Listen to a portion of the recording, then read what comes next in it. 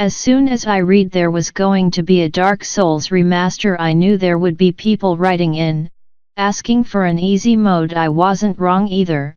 It peeves me that after all this time there are gamers out there who seem unable to understand that the difficulty level of Bloodborne and Dark Souls is so intrinsic to the gameplay. Without it the games just would not be the same. I was obsessed with Dark Souls, but I never did finish it. My skill wasn't up to the task of taking on the later bosses. And I can live with that.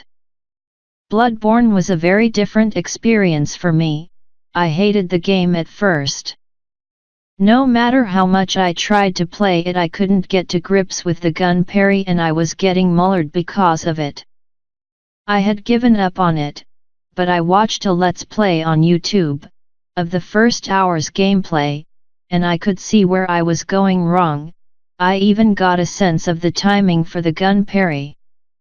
After that, Bloodborne got its hooks into me good and proper. I mastered the game and it was incredibly satisfying and rewarding. This sense of satisfaction and reward is directly related to the game's difficulty. Beating Bloodborne is something I am very proud of. I doubt I would feel this way if I had been able to turn down the difficulty when I was struggling with it. This brings me on to Zelda: Breath of the Wild.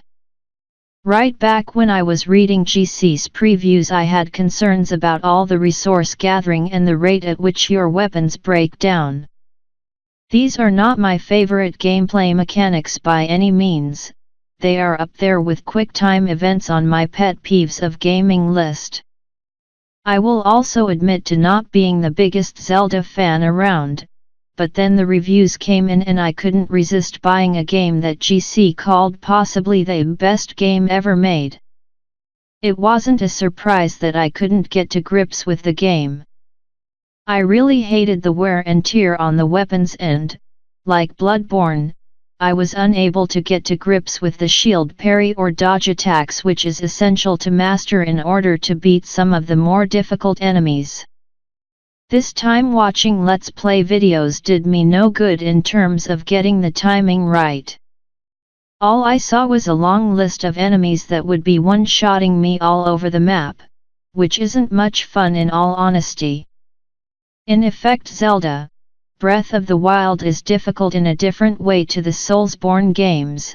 For me it was a lot more difficult, and I am resigned to not getting to see past Kakariko Village. I can live with this, even if I regret not playing one of the best games ever made. The point I'm trying to get at is this: buying a game does not entitle anyone to see the ending. There are plenty of games out there if you want a relatively easy time of it, but there are only a few games that pose this level of challenge, reward, and satisfaction. Don't ruin them by insisting on an easy mode.